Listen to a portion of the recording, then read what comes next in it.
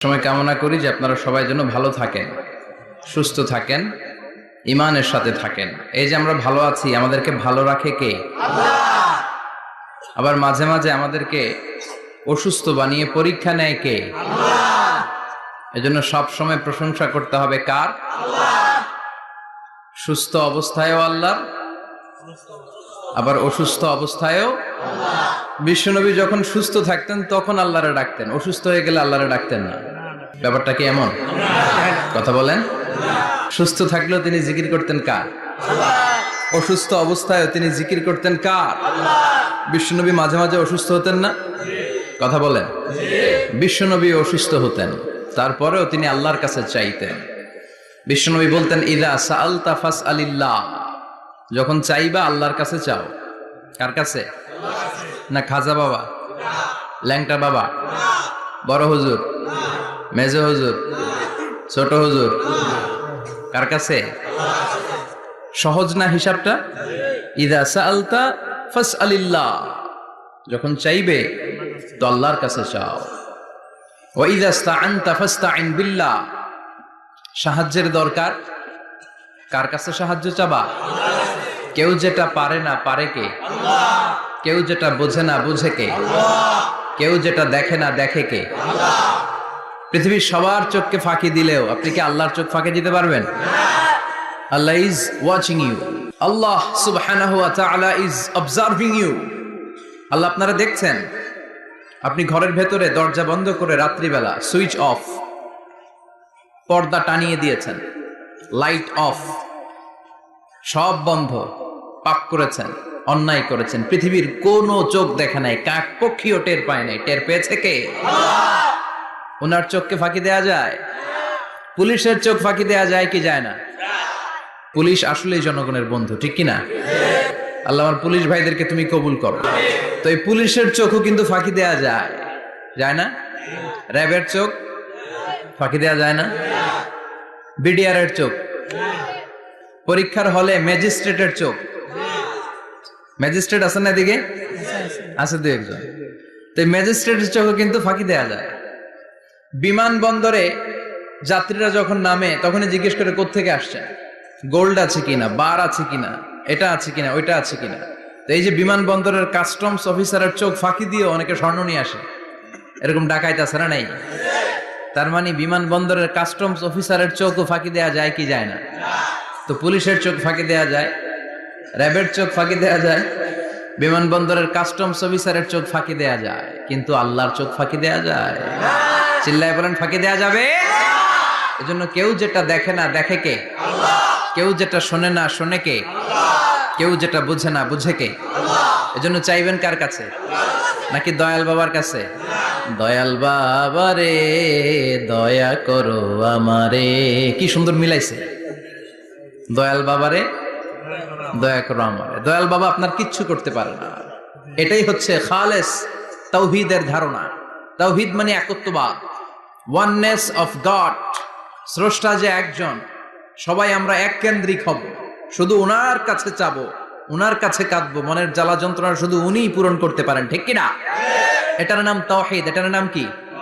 তাওহীদেরই মুর্শিদ আমার মুহাম্মাদের নাম বলো, মুহাম্মাদের নাম। আল্লাহর নাম জপলে বুঝতে পারি আল্লাহরই কালাম, বলো মুহাম্মাদের নাম।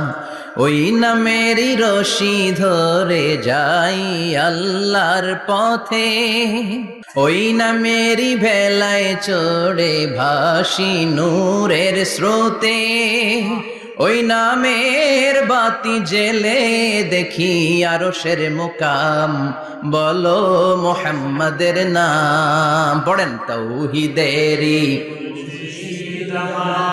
মুহাম্মাদের নাম বলো, মুহাম্মাদের নাম। আল্লাহর নাম জপলে বুঝতে পারি আল্লাহরই কালাম, বলো মুহাম্মাদের নাম। চিল্লায় পড়েন আল্লাহু আকবার। এটার নাম তাওহীদ। আমরা এক আল্লাহয় বিশ্বাসী। ইযা সাআলতা ফাসআলিল্লাহ, যখন কিছু চাইতে হবে কার কাছে চাইবেন? যখন বিপদে পড়বেন কার কাছে চাইবেন? আপনার মনের জ্বালা যন্ত্রণা দূর করতে পারে কে? আল্লাহ। ব্যবসায় সফল হতে চান, আপনারা সফল বানায় দিতে পারে কে? আপনার ছেলে নাই, মেয়ে নাই, ছেলে মেয়ে দিয়ে কলিজাটারে ঠান্ডা করতে পারে কে? এজন্য কার কাছে চাবো? আল্লাহ ছাড়া কারো কাছে চাওয়া যাবে? কথা বলেন। আল্লাহ তুমি বুঝার তৌফিক দাও, আর জোরে পড়েন আমিন। এজন্য প্রত্যেক সালাতের পরে আমরা পড়ি রাদিতু বিল্লাহি ওয়া বিল ইসলামি ওয়া বি মুহাম্মাদিন নাবিয়ান ওয়া রাসূলা। আল্লাহর রব হিসেবে পেয়ে আমরা খুশি না বেজার? বিশ্বনবীকে নবী হিসেবে পেয়ে খুশি না বেজার? ইসলামকে ধর্ম হিসেবে পেয়ে খুশি না বেজার? কোরআনকে সংবিধান হিসেবে পেয়ে খুশি না বেজার? আজকের মাহফিলে আসতে পেরে খুশি না বেজার? কম না বেশি? আমরা সবাই খুশি পরিমাণে বেশি। আওয়াজ করে পড়েন আল্লাহু আকবার। তাহলে রাদিতু বিল্লাহি রাব্বা, রাদিতু বিল্লাহি। প্রত্যেক সালাতের পরে এই দোয়াটা পড়েন তো? এই দোয়াটা পড়বেন, রাদিতু বিল্লাহি রাব্বা। আমরা আল্লাহকে রব হিসেবে পেয়ে খুশি, কারণ তিনি এমন রব, তিনি আমাদের মনের সব আকুতি জ্বালা যন্ত্রণাকে সমাধান করে দিতে পারেন। চিল্লায় বলেন ঠিক কিনা? তিনি এমন রব, আমরা গোপনে কিছু করলেও তিনি দেখেন, প্রকাশ্যে কিছু করলেও তিনি দেখেন। সূচনাহীন অতীত থেকে তিনি আছেন, শেষহীন ভবিষ্যৎ পর্যন্ত তিনি থাকবেন। চিল্লায় বলেন তিনি কে? এজন্য রাব্বুল আলামিন বলেন হুয়াল আউয়ালু ওয়াল আখিরু ওয়াজ যাহিরু ওয়াল বাতিন ওয়া হুয়া বিকুল্লি শাইইন আলিম। আল্লাহ বললেন আমি প্রথম, আমি শেষ, আমি প্রকাশ্য, আমি গোপন। ঠিক কি না? প্রথমে কে? আওয়াজ করে বলতে হবে, প্রথমে কে? প্রথমে আল্লাহ আল্লাহ, শেষেও আল্লাহ আল্লাহ, আকাশে আল্লাহ আল্লাহ, জমিনে আল্লাহ আল্লাহ। চিল্লায় পড়েন প্রথমে আল্লাহ আল্লাহ, শেষেও আল্লাহ আল্লাহ, আকাশে আল্লাহ আল্লাহ, জমিনে আল্লাহ আল্লাহ। নিখিল জাহান গাই গুণগান তার নামে গাই, আমরাও গাহি তাআলা হামদে বারি তাআলা, হামদে বারি তাআলা, হামদে বারি তাআলা। চিল্লায় পড়েন আল্লাহু আকবার। হুয়াল আউয়াল ওয়াল আখির ওয়াজ যাহির ওয়াল বাতিন। তিনি প্রথম, তার আগে কেউ আছে? কথা কন। তিনি কবে থেকে আছেন? অনেক সময় আমাদের মাথায় প্রশ্ন জাগে, এই যে আল্লাহ আছে, কবে থেকে আছে? কবে থেকে? উনি শুরুটা কবে? আল্লাহ বলে আমি সূচনাহীন অতীত থেকে আছি। আমি এমন অতীত থেকে আছি যেই অতীতের কোনো সূচনা নাই। সুবহানাল্লাহ কইবেন না? আবার আমি সীমাহীন ভবিষ্যৎ পর্যন্ত থাকবো। সুবহানাল্লাহ পড়েন। এমন ভবিষ্যৎ যেটা সীমা নাই, এমন অতীত যেটা শুরু হয় নাই, তিনি হচ্ছেন আল্লাহ। চিল্লায় বলেন তিনি কে? এজন্য আমরা বলি রাদিতু বিল্লাহি রাব্বা, রব হিসেবে আল্লাহ তোমারে পেয়ে আমরা খুশি। এজন্য আমাদের ইবাদতের সব জায়গায় এই রবের নামের গুণগান আছে না নাই? আমরা যখন রুকুতে যাই আমরা পড়ি সুবহান রাব্বিয়াল, আবার যখন আমরা সিজদায় যাই আমরা পড়ি সুবহান রাব্বিয়াল আ'লা। রুকুতে গেলে সুবহান রাব্বিয়াল আযীম, আবার যখন সিজদায় যাই তখন আমরা পড়ি সুবহান রাব্বিয়াল আ'লা। আবার কবরের জীবন যখন আমরা শুরু করে দিব, কবরের প্রথম প্রশ্ন হবে তোমার রবের নাম কি? আমরা বলবো আল্লাহ আমারে রব, আল্লাহ আমারে রব, এই রবি আমার সব। দমে দমে তনু মনে তারি অনুভব, তোমার দুনিয়াতে আমি যেদিকে তাকাই অথই নেয়ামতে ডুবে আছি সবাই। পাক পাখালির গানে শুনি তসবিহ কলো রব, তসবিহ কলো রব, আল্লাহ আমার রব, এই রবি আমার সব। সুবহানাল্লাহ, কি অসাধারণ কথামালা। আল্লাহ আমার রব, এই রবি আমার সব। আল্লাহ যদি আমার সাথে থাকে পৃথিবীর কোনো শক্তি আমার থামাতে পারবে না। চিল্লায় বলেন ঠিক কিনা? আর এই রবকে যদি তুমি হারাও, রব যদি আমার বিপক্ষে চলে যায়, পৃথিবীর কোন শক্তি আমার কোন উপকার করতে পারবে? এজন্য বিশ্বনবী বলতেন ইযা সাআলতা ফাসআলিল্লাহ ওয়া ইযা ইসতাআনতা ফাসতাইন বিল্লাহ। যখন সাহায্য চাইতে মনে চাইবে, সাহায্য চাইবা কার কাছে? আমাদের কোনো গুরুত্বপূর্ণ ঘটনা ঘটলে, গুরুত্বপূর্ণ লাইফ ইভেন্ট ঘটলে, কিংবা আমরা কোনো বিপদে পড়লে সবার আগে আমরা ফেসবুকে শেয়ার দিই, ঠিক না? কথা কন। ফেসবুক অ্যাকাউন্ট নাই কার কার দেখি, ওই আল্লাহর ওলিদেরকে একটু দেখে রাখি। মাশাআল্লাহ, অনেকের নাই,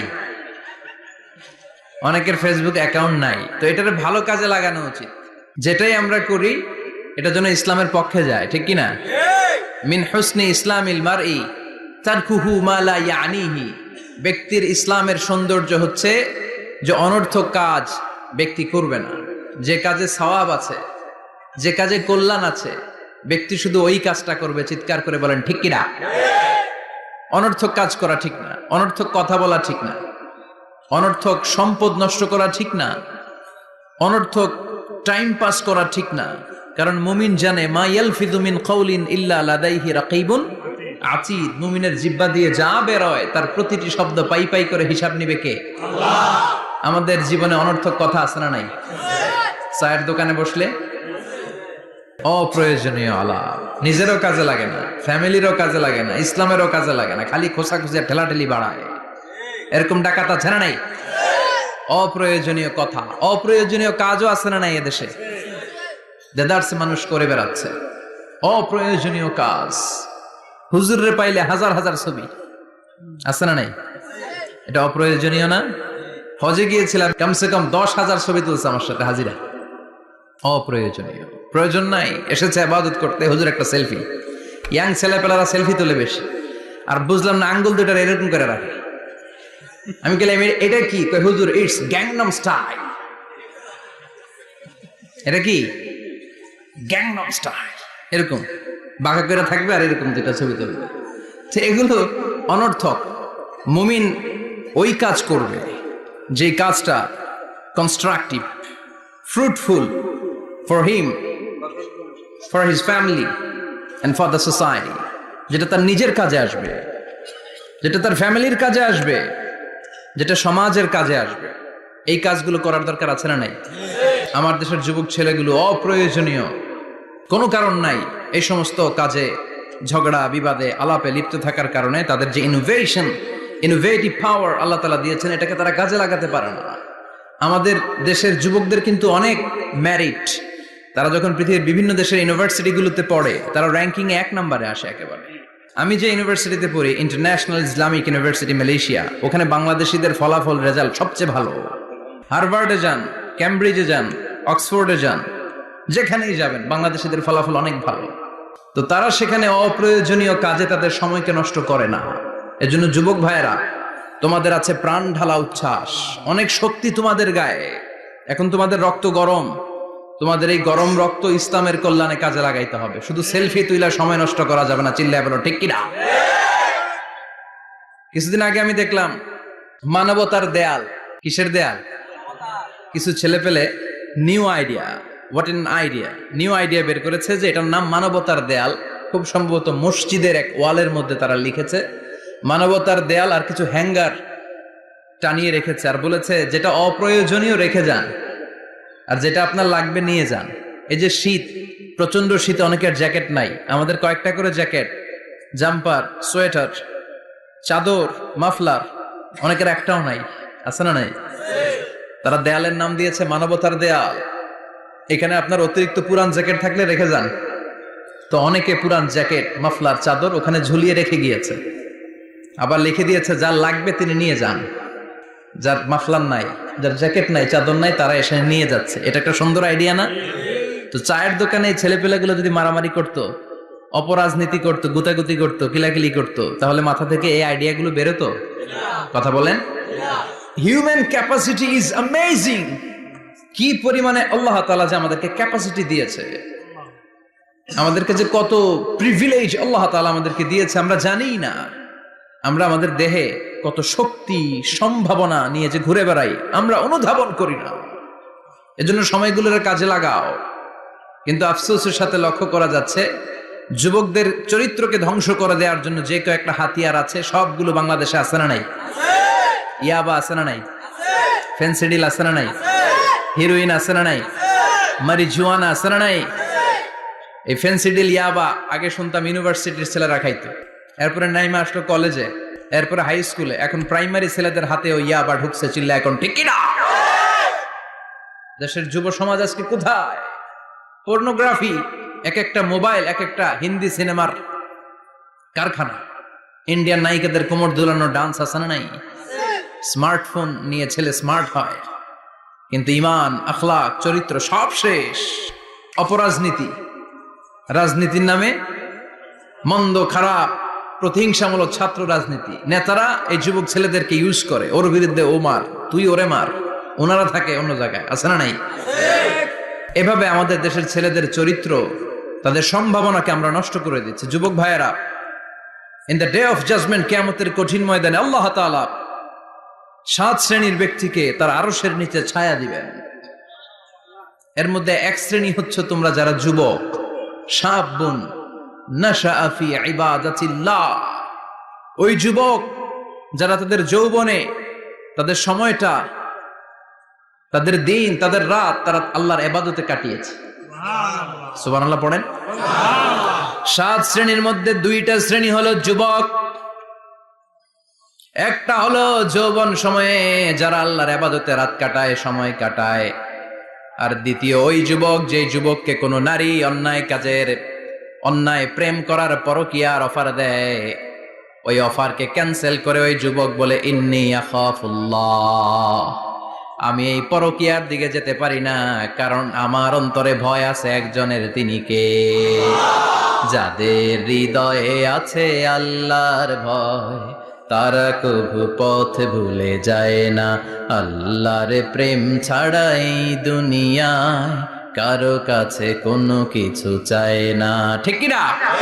রাতের আধারে যারা সেজদাতে রয়, দু চোখের শ্রুতে নদী যেন বয়। আল্লাহু আকবার।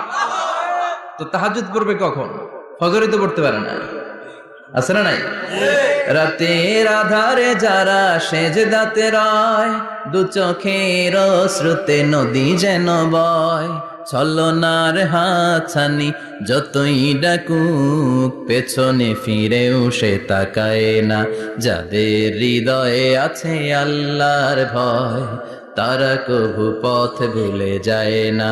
আল্লাহর প্রেম ছাড়াই দুনিয়ায় কারো কাছে কোনো কিছু চায় না। চিল্লায় বলেন ঠিক কিনা? তার মানে প্রথম হচ্ছে এক যুবক, যেই যুবক তার যৌবন কালের সময়টা আল্লাহর ইবাদতে কাটায়। দ্বিতীয় হলো এমন যুবক পরকীয়ার অফার পেয়ে সে বলে আমি ভয় পাই একজনকে, তিনি কে? এজন্য যুবক, তোমার অন্তর আল্লাহর ভয় থাকতে হবে। তোমার সময়টা এমনি কাটানো যাবে না, ইবাদতে কাটাতে হবে, ঠিক কিনা? এজন্য আমরা নামাজের পরে বলি রাদিতু বিল্লাহি রাব্বা, আল্লাহকে রব হিসেবে পেয়ে আমরা খুশি। তারপরে বলি অবিল ইসলামি দিনা, ইসলামকেও দিন হিসেবে পেয়ে আমরা খুশি না বেজার? কথা কন, খুশি না? আপনি খুশি হইলে আপনার লাভ, খুশি না হইলে আপনার লস। ইসলামের বিজয়কে সমুন্নত করবে কে? ইসলামের পতাকা পত পত করে হোয়াইট হাউসের উপরেও একদিন ঝুলবে, চিল্লায় বলেন ঠিক কিনা? আল্লাহ বলেন খবরদার, ফু দিয়ে ইসলামের বাতি তোরা নিভাতে পারবি না। ইউরিদুনা লিউতফিউ নূরাল্লাহি বিআফওয়াহিহিম ওয়াল্লাহু মুতিম্মু নূরিহি ওয়ালাউ কারিহাল কাফিরুন। ইসলাম বিরোধীরা চায় মুখের ফুৎকারে ইসলামের বাতিকে নিভিয়ে দিতে। আল্লাহ বলে খবরদার, ষড়যন্ত্র করে লাভ নাই, ইসলামের বিজয় আমি নিশ্চিত করে দেব। স্যামুয়েল হ্যান্টিংটন একটা বই লিখেছে, দ্য ক্লাশেস অফ সিভিলাইজেশন। ওই বইতে তিনি বলেছেন এই যে সভ্যতার সংঘাত, এত সভ্যতা, চায়না সভ্যতা, আর্য সভ্যতা, বৈদিক সভ্যতা, সিন্ধু সভ্যতা, মহেঞ্জোদারো সভ্যতা, ইরাকীয় সভ্যতা, মিশরীয় সভ্যতা, একটার পর একটা সভ্যতা পৃথিবীতে এসেছে, একটার পর একটা সুপার পাওয়ার। এখন সুপার পাওয়ার হচ্ছে ইউনাইটেড স্টেটস অফ আমেরিকা, ধারণা করা হচ্ছে এরপরে চায়না হবে সুপার পাওয়ার, আবার অনেকে বলছে এরপরে ইন্ডিয়া হবে সুপার পাওয়ার। এভাবে একটার পর একটা সুপার পাওয়ার যাওয়ার পরে সর্বশেষ যে সুপার পাওয়ারটা পৃথিবীর বুকে মাথা উঁচু করে দাঁড়িয়ে থাকবে সেটার নাম হচ্ছে ইসলাম। সেটার নাম কি?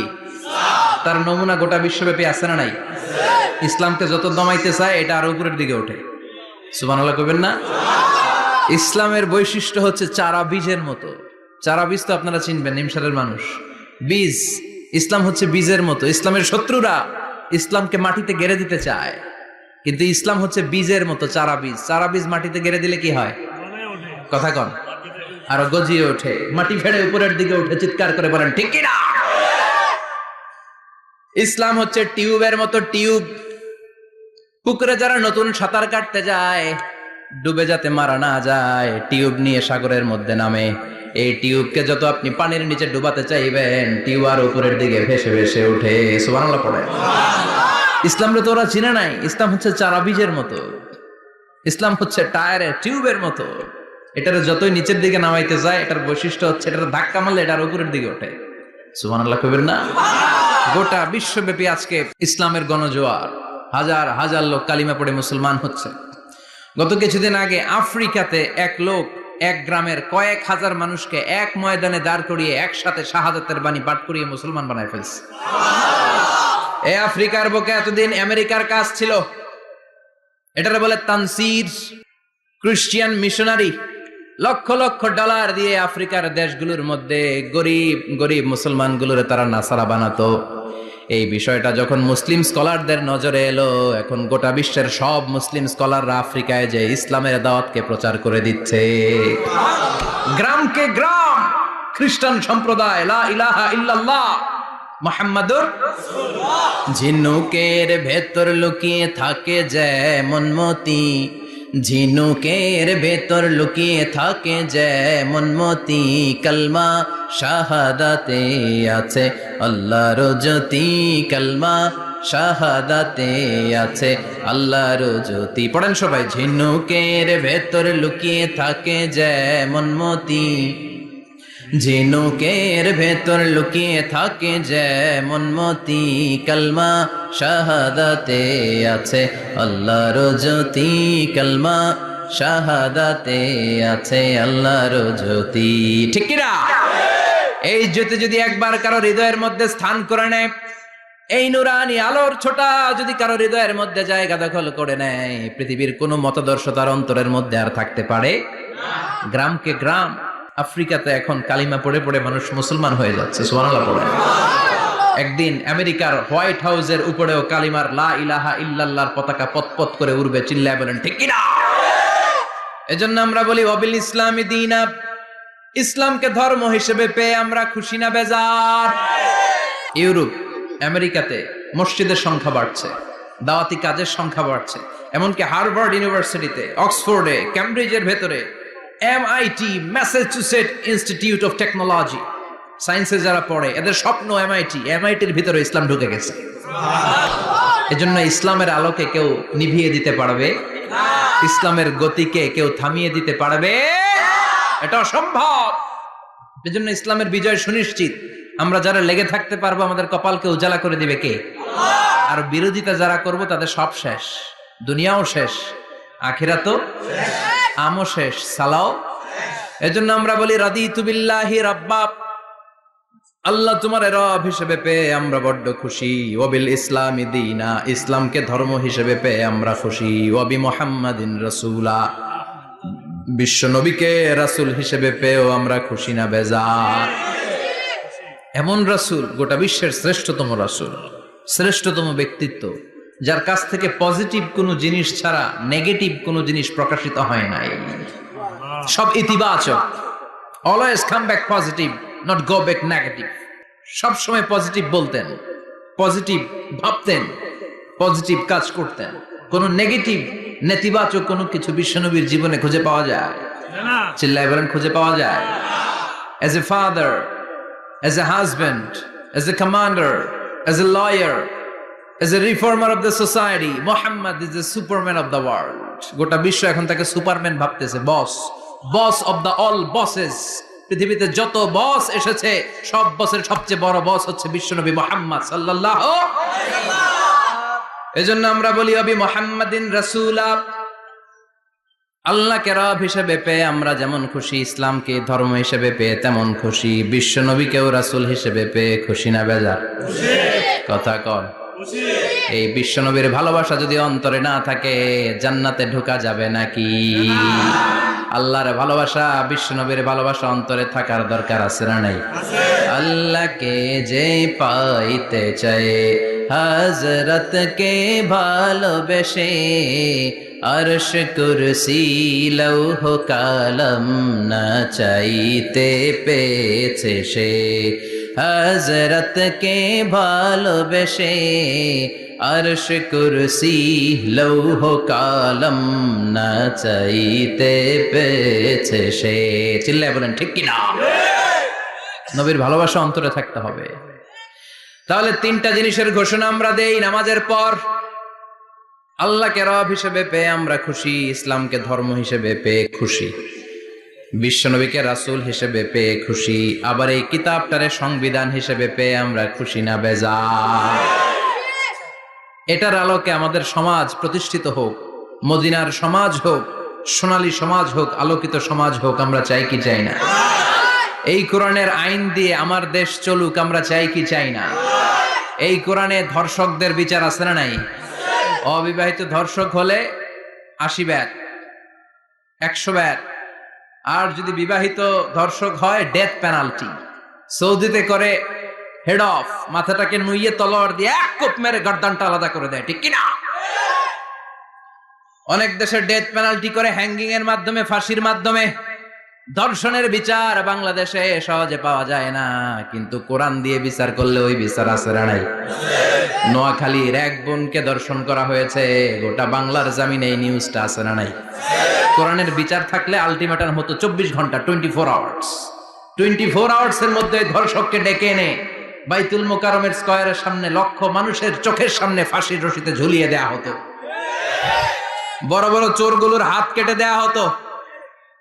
কলা চোর, ডিম চোর, মুরগি চোর না, বড় বড় সাইজের চুরি যারা করে 1000 কোটি টাকা মেরে দেয়, দেশের 12টা বাজিয়ে দেয়, দেশের 10-এর সর্বনাশ করে, সিমেন্ট খাইয়া, টিন খাইয়া, রড খাইয়া সব হজম করে।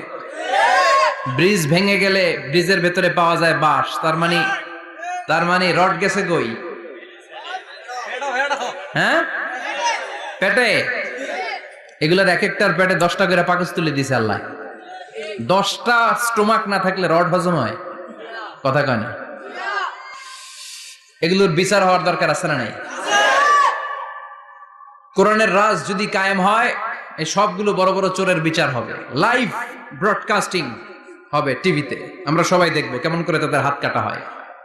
ওই সমাজ আমাদের দেশে চালু হোক, আমরা চাই কি চাই না? তাহলে সোজা সাপটা হিসাব, এই 4টা জিনিসের বিরুদ্ধে কেউ অবস্থান নিলে তাদের বিরুদ্ধে আমাদের অবস্থান, জোরে কোন ঠিক কিনা? আর এই 4টা জিনিসের পক্ষে যারা কথা বলবে তাদের জন্য আমাদের অন্তরে দোয়া আছে না নাই? এক হচ্ছে আমার রব, 2 হলো আমার ইসলাম, 3 হলো আমার পেয়ারা নবী, 4 হলো আমাদের আল্লাহর দেয়া সংবিধান কোরআন। এই 4টা জিনিসের বিরুদ্ধে কথা বললে খবর আছে না নাই? এই 4টা জিনিসের বিরুদ্ধে কথা বলা হবে। মুসলমানদের দেশে এই 4টা জিনিসকে কটূক্তি করা হবে, অপমান করা হবে, আর এর বিরুদ্ধে প্রতিবাদ আসবে না। মুমিন চুপ করে বসে থাকবে, সেটা মুমিন নয়, সেটা মুনাফিক। চিল্লায় বলেন ঠিক কিনা? এজন্য এই 4টা জিনিসের বিরুদ্ধে কথা বললে প্রতিবাদের ঝড় তোলার দরকার আছে না নাই? রাজি আছে মুসলমান? দুই হাত উঁচু করে আল্লাহর দেখা। আল্লাহ আমাদের স্লোগানকে কবুল করো। এই 4টা জিনিসের জন্য ভালোবাসা আমাদের অন্তরে তুমি স্থান করে দাও। এগুলোকে পুঁজি করে যেন আমরা জান্নাতের অধিকারী হতে পারি, তুমি তৌফিক দাও। আর জোরে পড়েন আমিন। আজকে আমরা যে বইটা থেকে কথা শুনবো, বইটার নাম কি বলেন? আরো জোরে বলেন, কি নাম? আজকে আমরা জানার নিয়তে, শিখার নিয়তে, আমাদের আখিরাতটাকে সুন্দর করার নিয়তে কোরআন থেকে কিছু কথা শুনবো, ইনশাআল্লাহ। পড়েন, আরো জোরে পড়েন, ইনশাআল্লাহ। আমাদের সবকিছু হয়ে যাচ্ছে শো অফ, মাহফিল হয়ে যাচ্ছে শো অফ, আলোচনাগুলো হয়ে যাচ্ছে শো অফ, লোক দেখানো ভাব। অন্তরে ইখলাস নাই, আল্লাহর প্রতি দরদ নাই, স্রষ্টার প্রতি অগাধ বিশ্বাস আর ভালোবাসা নাই। আমাদের ডে টু ডে লাইফের চিত্র যদি আমরা খেয়াল করি তাহলে দেখবো our spirituality is going down, our লিল্লাহিয়াত, ইখলাস ইজ গোয়িং ডাউন। আমাদের ইখলাস যাচ্ছে নিচের দিকে, মানে কমছে, ডিক্রিজিং ডে আফটার ডে। কিন্তু our greed, our jealousy, our arrogance, আমাদের অহংকার, আমাদের ক্ষমতার প্রতি লোভ, আমাদের হিংসা, এগুলো দিন দিন উপরের দিকে যাচ্ছে। চিল্লা এখন ঠিক কিনা? এই তাফসির মাহফিলগুলোর মূল উদ্দেশ্য হচ্ছে আমাদেরকে রাইট ট্র্যাকে নিয়ে আসা। We should come back to the right track. Train যদি লাইনচ্যুত হয়, অ্যাক্সিডেন্টের সম্ভাবনা আছে না নাই? লাইনচ্যুত হয়ে গেলে রেল কর্তৃপক্ষ এটাকে এসে আবার লাইনে তুলে দেয়, ঠিক কিনা? আমরা শয়তানের ওয়াসওয়াসাতে প্রায় লাইনচ্যুত হয়ে যায়। এই তাফসির মাহফিলগুলোর উদ্দেশ্য হচ্ছে আমাদেরকে আবার লাইনে তুলে দেয়া। আলহামদুলিল্লাহ কোন? এই জন্য সময় নষ্ট করে, যে সময় ব্যয় করে যে আমরা এসেছি, আসুন আমরা শুরুতেই নিয়তটাকে খালেস করে নেই, যে আজকে আমরা যা শুনবো আমলের নিয়তে শুনবো, ইখলাসের সাথে শুনবো, নিজেকে পরিবর্তন করার জন্য শুনবো, আমার আখিরাতটাকে, আমার জান্নাতটাকে সুন্দর করার জন্য শুনবো।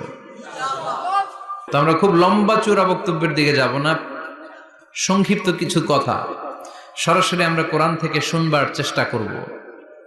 পড়েন ইনশাআল্লাহ। এবং আজকে এই 2 দিন ব্যাপী তাফসীরুল কোরআনের প্রোগ্রামের প্রথম দিন আমরা একসাথে বিদায় নিব ইনশাআল্লাহ। পড়েন। আলোচনার মাঝখানে উঠা বসা করবেন? শেষ পর্যন্ত থাকবেন? কথা দিয়েছেন? আওয়াজ করে পড়েন ইনশাআল্লাহ। আসলে আমরা সরাসরি কোরআন থেকে শুনি, কেননা কোরআন থেকে কথা শুনলেই বরকত। কোরআন থেকে কথা শুনলে জীবন আলোকিত হয়। জীবনটা আলোকিত করে দেয় কে? কারণ সব সমস্যার সমাধান দিতে পারে। সমাধান চাও যদি জীবনে, মরণে ফিরে যাও, খুঁজে নাও, চোখ রাখো কোরআনে। চোখ রাখবেন কোথায়? না টিভির পর্দায়? কোথায়? সমাধান চাও যদি জীবনে, মরণে ফিরে যাও, খুঁজে নাও, চোখ রাখো কোরআনে। If you want the solution this dunya and akhira, go back, have a look to the holy Quran. Subhanallah পড়েন। সমাধান চান তো go back, sit down and have a look to the Quran. আপনার জীবনের সব সমস্যার সমাধান কোরআনের ভেতরে আছে না নাই?